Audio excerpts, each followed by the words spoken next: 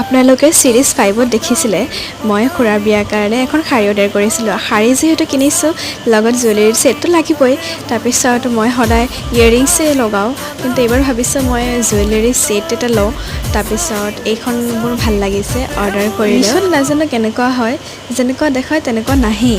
ইমান ধুনীয়া দেখাই আছিলে ষ্টনৰ হ'ব কিন্তু এটা চাগে প্লাষ্টিকেৰে হ'ব তেনেকুৱা লাগিছে ইমানো বেছি বেয়া অহা নাই আৰু ইমান কম প্ৰাইজত আৰু কিমাননো ভাল দিব আৰু এনেকুৱা ভিডিঅ'ৰ কাৰণে মোৰ চেনেলটো সাবস্ক্ৰাইব কৰি দিব